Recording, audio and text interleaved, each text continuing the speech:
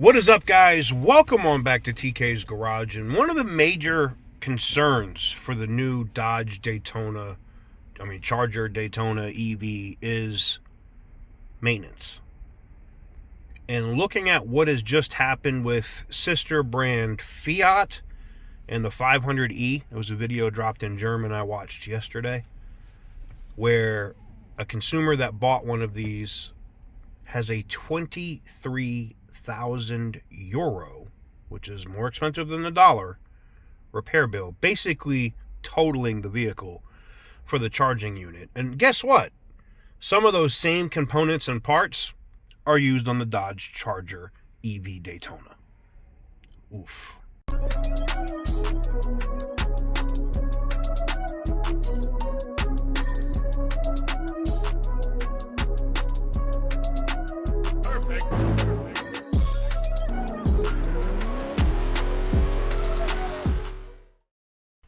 What is up, guys? Welcome on back to TK's Garage. Before you jump in my comments and talk about 100,000 mile warranty, blah, blah, blah, I understand that the warranties in Europe are different than the warranties in the United States. I 100% get that. What I'm talking about here is maintenance, okay? And it looks like the, repairs or maintenance on the Dodge Charger Daytona EV will make owning a BMW seem extremely cheap. I saw this video. Now, it's in German. You can probably turn on subtitles depending on if you have an Android or iPhone. I don't know. But I was able to watch that video. My German's okay. And, basically the reviewer was talking to a consumer who bought a Fiat 500e. And bought it secondhand. And I believe in Europe, or the way it was being explained, at least my understanding, was that the vehicle, the warranty doesn't transfer to the new consumer. So it was out of warranty. They brought it in to a dealer.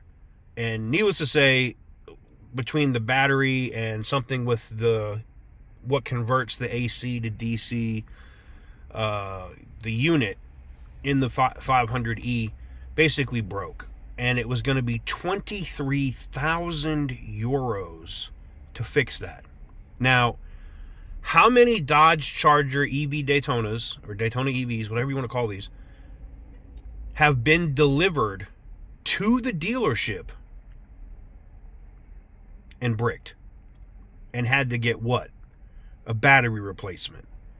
Can you imagine how expensive it's going to be if you own one of these? And I know someone's going to be like, TK, Tesla has this right now. It's like 30 grand to replace a battery on a Tesla.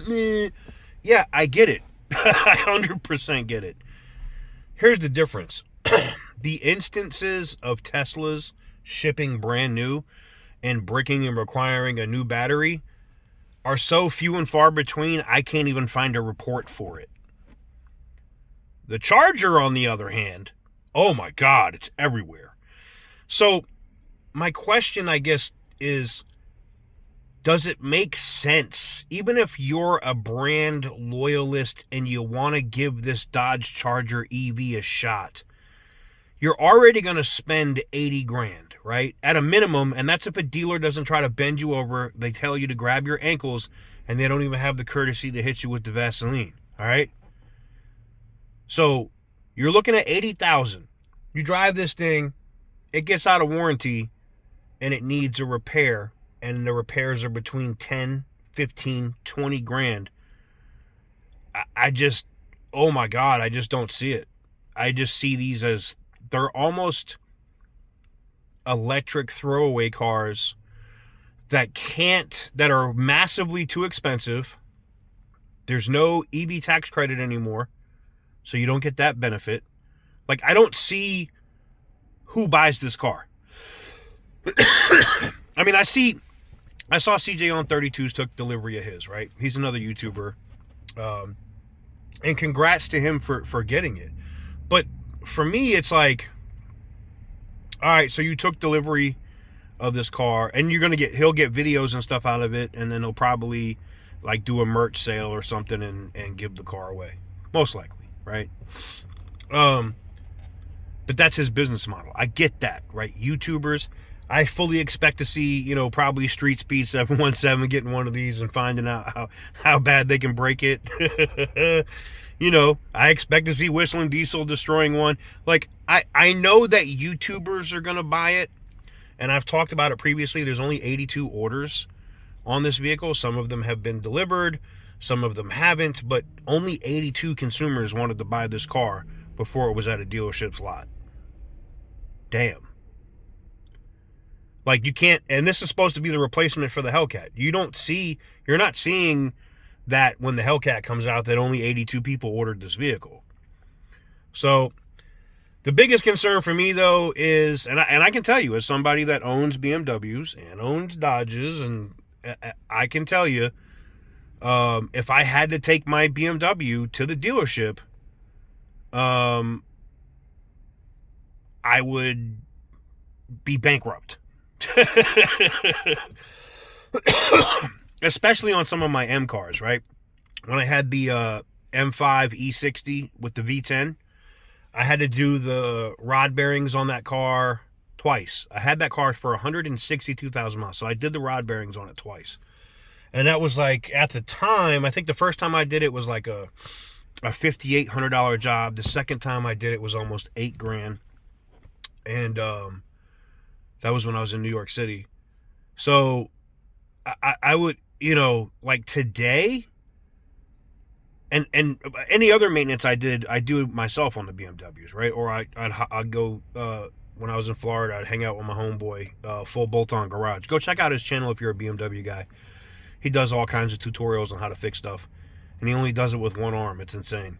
But, like, knowing what I would pay at the dealer for that BMW maintenance and repairs and basic, stuff, it's actually cheap when I look at how much it costs for a drive unit and a battery and just some of the other stuff that the Dodge Charger EV is going to need, right? Some of this stuff is going to fail, right? $3,600 for a digitizer. That's the part that makes the touchscreen work in the Charger. Like, damn. Like, some of this stuff in this car, the buttons on the car, right? Like, if something fails on the door panel, you got to replace the whole panel. You can't just replace the buttons. Like, there's some of the stuff I've seen with this car now, looking at parts, man, this car is about to be excessively expensive for anybody that buys it and keeps it.